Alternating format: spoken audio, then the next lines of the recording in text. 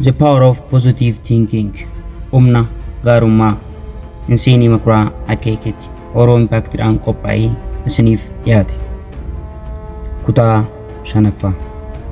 Tooftaalee waan gaarii akka yaaddu gochuuf fayyadan. Yeroo baay'ee kutaan namoonni keessa guutanii jiran seenuun baay'ee na sodaachisa. Namoonni dandeettii namootatti dhiyaachuu qaban mataan isaaniiyyuu amala kana ni qabu. Boqonnaa kana keessatti rakkoo kana akkamiin furachuu akka dandeessu qalbeeffatta. Namoota haaraa yookiin hin baay'anne waliin walga'ii hirmaachuuf deemta yoo ta'e, dursi wayita hiriirtanii galmooftan namoota waliin wal bari. Maaliif sitti fakkaata? Sababni isaa wayita walga'ii galtan walaba taatanii waliin akka mari'attanii fi waliin haasoftaniif si fayyada. Wayita walga'ichaaf hiriirtanii galmooftan namoota booda kee fi si fuuldura jiran hundumaa dubbisi wal bari. Namoota kanneen akkanatti dursitee wal baruun wayita walga'iin eegalu isaan waliin haasa'uu fi mari'achuu akka siin sodaachisneef si gargaara. Namoonni walaba ta'anii akkasitti haasa'an isaan godha. Yoo namoota baay'ee barsiisuuf yookiin fuula isaanii duratti haasaa gochuuf karoortee jirta yoo ta'e, dursii gara kutaa keessatti barsiistuu yookiin keessatti haasaa gootuu deemi. Kuticha keessa deddeemii yaada ofii qopheessi. Wanti sirrachuu qabu yoo jiraate sirreessi. Wayita hirmaattonni walga'ichaa dhufan maqaa kee itti himiitii wal bari. Maqaa hirmaattota hundumaa waraqaa jajjabaataa irratti barreessi. Bakka isaan ta'an fuulduratti kaa'i. Kunis maqaa isaanii waamtee akka isaan waliin mari'attuuf gaafii gaafattuuf si fayyada. Yoo yeroo jalqabaaf bakka yookiin dhaabbata haaraa keessatti walga'ii geggeessuuf yookiin hirmaachuuf deemta ta'e immoo dursii nama dhaabbaticha keessa hojjetu tokko barbaadi, wal bari yookiin bilbiliif. Nama kana waliin bakka walga'iitti akka wal argattan beellami. Kunis wayita bakka walga'ii geessu nama jalqaba quunnamtu akka qabaattuuf si gargaara. Yaadannoo kee waraqaa jajjabaataa irratti qabadhu. Kunis qilleensaan salphaatti akka hin fudhatamneef si gargaara. Otoo walga'ii hin eegaliin dura hirmaattota hundumaa waliin harka wal qabii wal bari. Hirmaattota gidduu deemuu akka toluuf bakka hanbisi. Yoo dandeesse daawwitii keessatti of ilaalaa shaakali yookiin miseensota maatii kee duratti shaakali. Hin sodaatin. Namoonni galma walga'ii sana keessa jiran namuma akka keetii akka ta'an yaadadhu. Isaanis akkuma kee sodaan keessa isaanii jira. Kanaaf wanti sodaachisu hin jiru. Tooftaalee miira badaa gara miira gaariitti jijjiiruuf nama gargaaran 50. Ani jireenya koof jabinan qaba jedhii of gaafadhu. Amman tana jireenya koo keessatti waan gaarii yookiin na gammachiisu maaltu jira? Wanti gaariin yookiin na gammachiisu kun jireenya koof hagam barbaachisaadha. Keessi koo maal natti himaa jira? Galmawwan koo dhugoomfamuu ni danda'u? Filannoolee jireenya koof qabu hundumaa ilaalcha keessa galchuun jira. Dhimma kanaaf wanti ani gochuu danda'u maaltu jira? Maatii koo yookaan hiriyoota koo keessaa dhimma kanaaf kan na gargaaruu danda'u eenyu? Wanti to'achuu danda'u maaltu jira? Ilaalcha koo kana jijjiiruun qabaa maaliif? Ani dhuguma waanan amma hojjechaa jiru kanaan hojjechuun barbaada ture. Wanti jalqaba hojjetamuu qabu maali? Miseensa maatii kee keessaa nama si gargaaruu danda'u deeggarsa gaafadhu. Waan siif ta'u ofitti amanamummaadhaan filadhu. Yaada kee fi amalli kee wal simuu yoo wal hin simne ta'e akkamiin sirreessuu dandeessa? Dhiifama ofii godhi. Aariin qaama fi sammuu kee baay'ee oba waan ta'eef aarurra dhiifama gochuu filadhu. Wantoota akka abaaboo fi bitii ofumaa keef ergi. Namoota biroof dhiifama godhi. Aariin anniisaa qaama fi sammuu kee fixa. Haa xiqqaatu waanuma of harkaa qabdutti gammadi.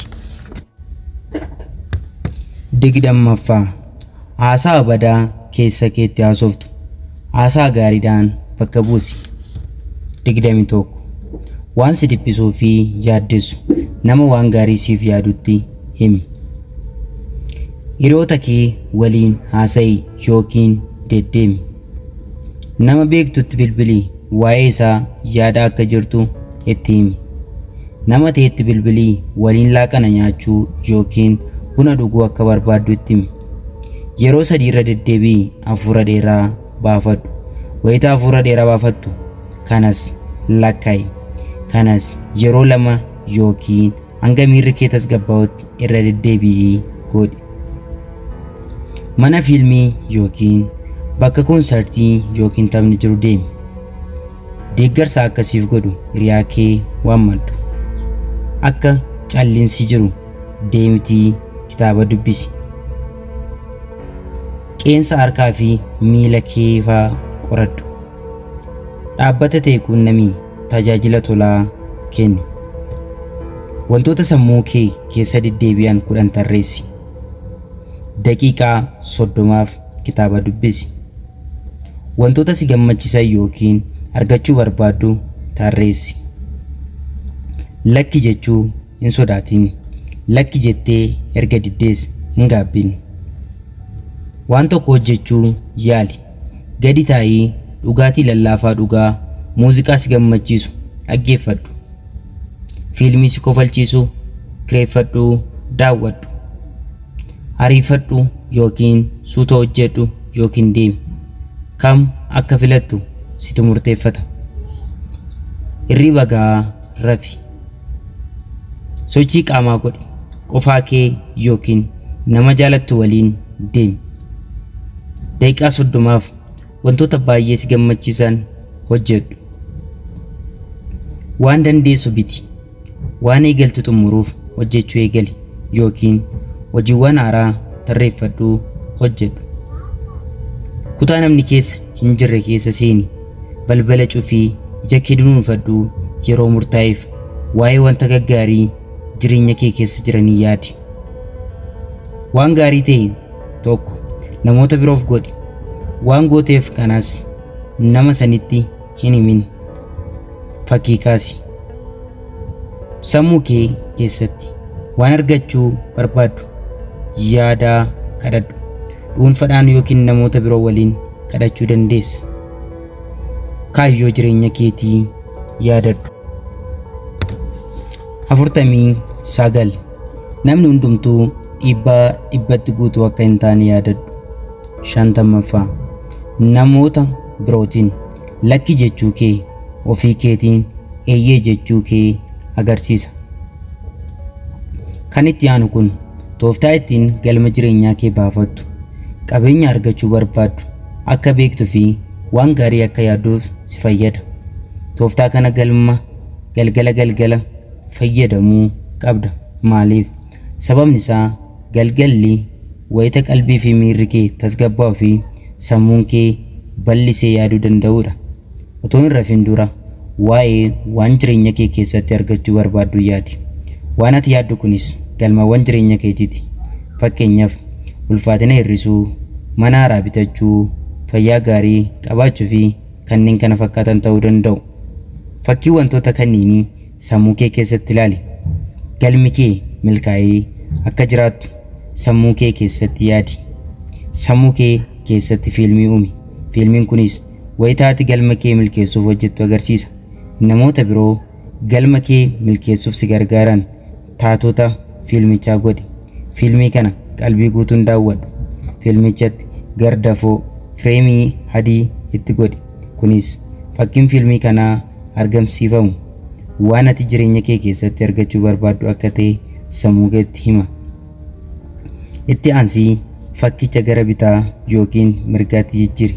Kana gochuuf waan kaleessa ta'e yaadadhu. Wayita waan kaleessa ta'e yaaddu kana kallattiin ija kee itti socho'ee qalbeeffadhu. Yoo iji kee gara mirgaatti socho'e ta'e kaleessi yookiin jireenyi kee yeroo darbee mirga kee jira jechuudha. Yoo iji kee gara bitaatti socho'e immoo jireenyi kee darbe bitaa kee jira jechuudha. fiilmii kee gara kallattii kanaatti sochoosi. Tooftaa kana galgala galgala otoo hin rafiin dura shaakali. Wayita shaakaltu kanas bakka kaleessa dhaabdee eegaluu dandeessa yookiin jalqabaa kaastee irraa deebitee hojjechuu dandeessa. Guyyaa wayita siif mijatu fiilmii kana sammuu kee keessatti daawwadhu. Fiilmii kana yeroo murtaa'eef erga daawwattee booda waan sirreeffamuu fi jijjiiramuu qabu adda baafadhu. Tooftaan kun waan argachuu barbaaddu akka beektu qofaaf otoo hin taane waan barbaaddu akka qalbeeffattuufis si fayyada. Namoonni baay'een yeroo tokkotti fiilmii meeqa daawwachuu akka danda'an na gaafatu. Jalqaba tokko eegali. Waan jalqaba irratti fiilmii isaa sammuu kee keessatti daawwattu kunis wantoota ati jireenya kee keessatti argachuu barbaaddu keessaa isa olaanaa ta'uu qaba.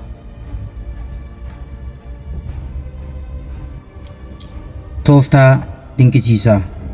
Namoonni baay'een waan argachuu barbaadan waan beekan isaanitti fakkaata. Garuu dhugaan jiru kana miti. Baay'een keenya waan argachuu barbaannu caala waan argachuu hin barbaanne beekna. Tooftaan itti aanee jiru kunis faayidaalee gurguddoo lama qaba. Tokkoffaa, waan jireenya kee keessatti argachuu barbaaddu sirriitti adda baastee akka beektuuf. Lammaffaa, waan argachuu barbaaddu kana akka argattuuf si fayyada. Tooftaan kun baay'ee salphaa fi yeroo dheeraa kan sitti fudhannedha. Jalqaba wantoota jireenya kee keessatti argachuu barbaaddu hundumaa tarreessi. Achiin booda wantoota kanneen argachuun hagam akka si gammachiisu sammuu kee keessatti yaadi. Kanaafis yeroo dheeraa turuu si barbaachisu sakandii muraasa qofaaf yaadi. Yaadni kee kunis wantoota tarreessitee kanneen akka barbaachisummaa isaaniitti duraa duubaan akka keessuuf si fayyada. Galmawwan kee kanneen ilaalchisee waan namoonni biroon jedhaniif hin dhiphatin. Waan fedhe haa ta'u si gammachiisnaan taanaan yaada namoota biroof hin dhiphatin. Galmawwan kee tarreeffattee kanneen nama tokkotti hin agarsiisin iccitii qabadhu. Namoonni biroon yoo argan sona mataa isaanii irratti hundaa'anii yaada isaanii kennu. Ati garuu sona mataa kee irratti hundooftee tarreeffattee waan ta'eef galmi kee sona namoota biroo murtaa'uu hin danda'u. Galmawwan kee kanneen guyyaa guyyaatti irra deddeebi'i ilaali. Yoo dandeesse immoo guyyaatti yeroo 3 irra deddeebitee yoo ilaalte gaariidha. Galmawwan tarreeffatte kanneen keessaa wayita tokko dhugoomsitu. Kan dhugoomsite keessaa baasii haaraa barreeffadhu. Kunis gara dhimma itti aanutti akka dabartuuf si fayyada. Jireenya yookiin fakkeenya jalqabaa hojii haaraa argachuun barbaada jettee barreessitee turte yoo ta'e, kana itti aanu kana keessatti immoo hojii haaraa mindaan isaa ta'e olaanaa ta'e argachuun barbaada jechuu dandeessa. Itti aansitee dhaabbata hojjechuu barbaaddu maqaa dha'uu dandeessa. Kunis akkuma galmawwan kee tokkoon tokkoon milkeessuu deemtee amantaan ati ofirratti qabdu dabalaa akka deemu agarsiisa. Galmawwan tarreeffatte guyyaa guyyaatti irra deddeebitee ilaaluun waan dhugumatti jireenya kee keessatti argachuu barbaaddu adda baastee akka beektuuf si gargaara. Galmi kee waan dhugoomuu danda'u ta'ee qaba. Fakkeenyaaf hojii waggaatti doolaarii miliyoona 1 akka siif kanfalamu argachuu barbaadda haa jennu. Garuu immoo dandeettii maallaqa kana siif argamsiisuu hin qabdu taanaan waan barbaadde kana argachuu hin dandeessu. Kanaaf galma jireenya keetiin wayita baafattu dandeettii kee giddu galeessa godhadhu. Waan dandeettii kee gadi ta'e hin karoorfatin. Jireenya kee keessatti waan argachuu barbaaddu sirriitti adda baasii beeki. Baay'een keenya waan argachuu barbaadnu waan beeknu nutti hin fakkaata malee hin beeknu. Fakkeenyaaf mana haaraa bitachuu barbaadna jechuun waan argachuu barbaadde sirriitti adda baastee beekuu kee hin agarsiisu. Mana akkamii bitachuu barbaadda? Eessaa bitachuu barbaadda? Gatii meeqan bitachuu barbaadda? Yoom bitachuu? Gaafilee kanneeniif kana fakkaatan yoo deebiste waan argachuu barbaaddu sirriitti adda baastee beekta jechuudha. Hojii haaraa argachuu barbaadda jechuunis waan argachuu barbaaddu sirriitti adda baastee beekuu kee hin agarsiisu. Hojii akkamii argachuu barbaadda? Dhaabbata kam keessa hojjechuu feeta?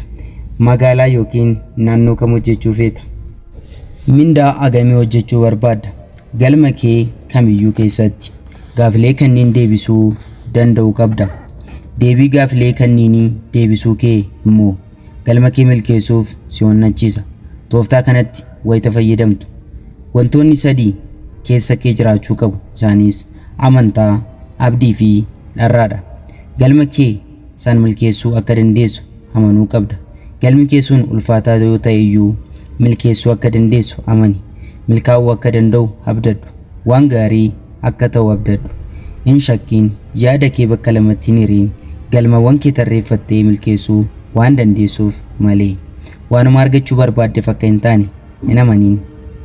Tooftaa armaan olitti fayyadamtee galma kee sirriitti adda baaftee beeknan ni milkeessita.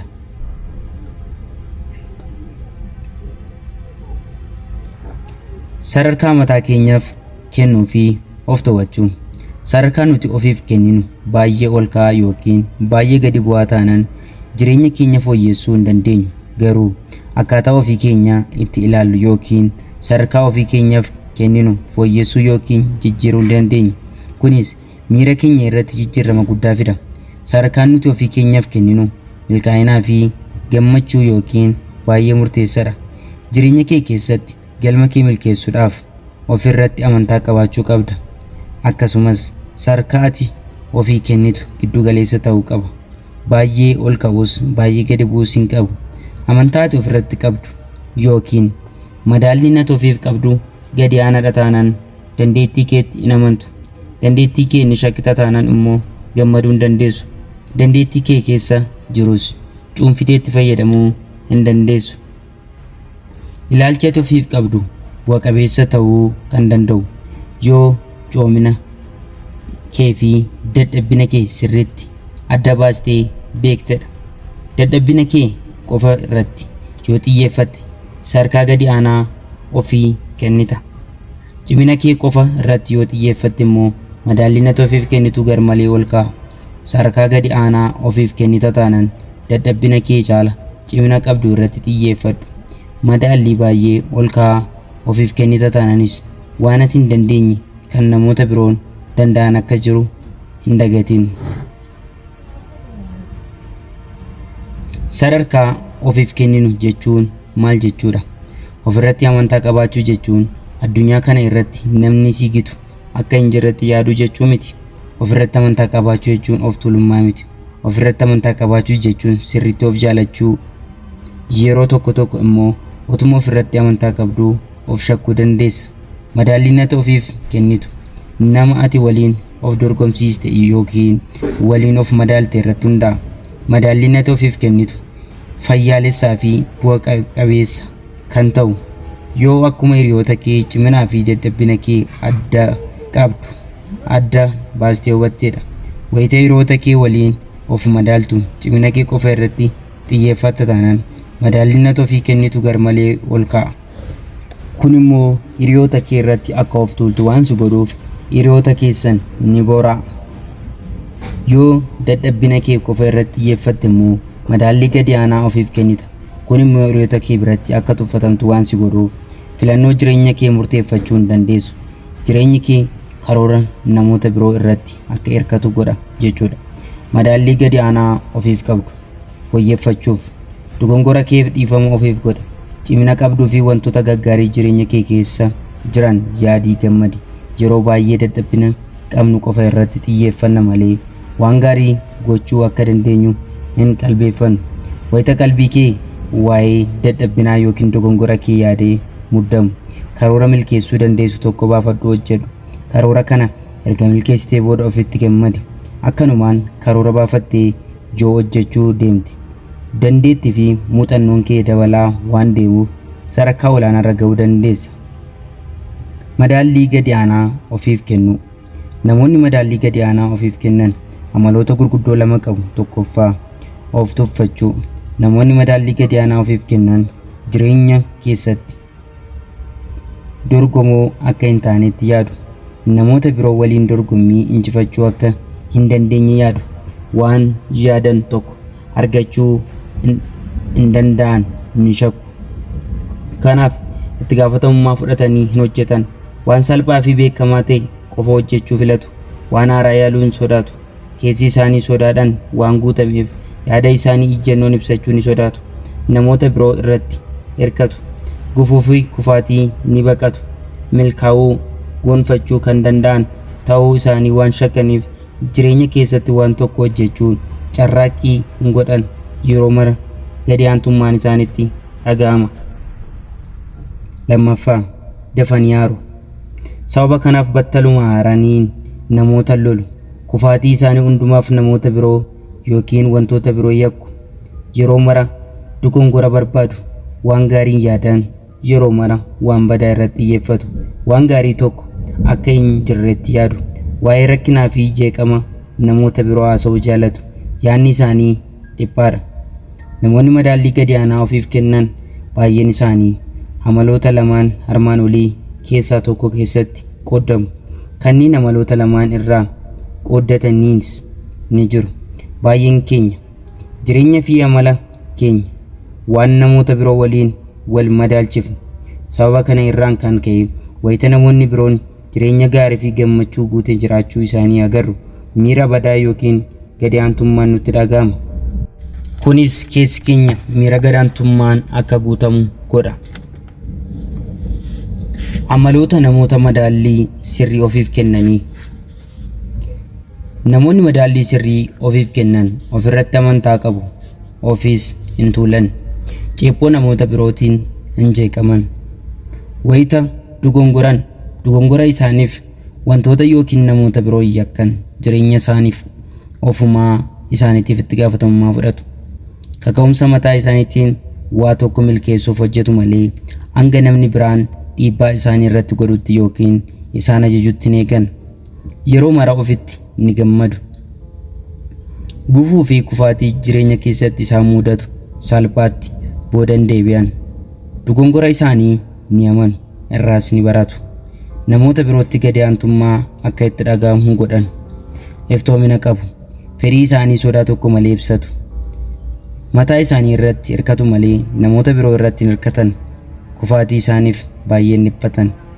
Dandeettii isaanii yookiin waa tokko gochuu akka danda'an namoota birootti agarsiisuuf jedhanii waan balaa hamaa qabu keessa hin seenan. Waan danda'an hojjetu malee waan hin dandeenyetti hin dhiphatan. Yeroo baay'ee fuulli isaanii ifaadha. Namoonni madaallii sirrii ofiif kennanis yeroo tokko tokko jireenyi bitaa isaanitti galuu mala. Garuu madaallii sirrii ofiif qaban kun immoo deebisee isaan ijaara. Madaallii sirrii ofiif kennuu jechuun parsantaa 100 nama guutuu yookiin perfeektii ta'uu jechuu miti. Madaallii sirrii ofiif kennu jechuun dadhabbinaa fi cimina ofii beekanii jireenya ofii fooyyessuuf hojjechuu jechuudha. Ati ofitti ni gammaddaa? Namoonni madaallii gadi aanaa ofiif kennan ofitti ni gammadan. Akkasumas madaallii sirrii ofiif kennitee yookiin ofirratti amantaa qabaattee gammachuu dhabuu dandeessa. Kana jechuun ofitti ni gammadda garuu jireenya keetti immoo hin gammadu jechuudha.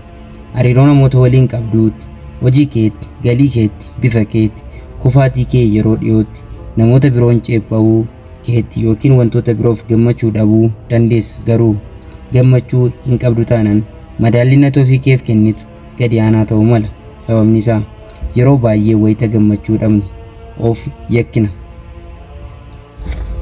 Tooftaa ittiin gammachuu horatan. Gammachuu dhabuun sababa rakkoo jireenya kee keessatti si mudate tokkoof ta'uu danda'a. Miirri gammachuu dhabuu kun immoo miira gammachuu keessa kee jiru booressa. Yeroo tokkichatti waa'ee waan tokkoo gammaddee waa'ee waan biraa immoo gadduu hin dandeessu. Kana jechuun miirota garaa garaa lama yeroo tokkotti qabaachuu hin dandeessu. Tarii miirri gammachuu fi gammachuu dhabuu baay'ee xiqqoo ta'ee yeroo murtaa'eef keessa keenyatti jiraachuu danda'a. Namni kamiyyuu yeroo muraasaaf miira gammachuu fi gammachuu dhabuu qabaachuu mala.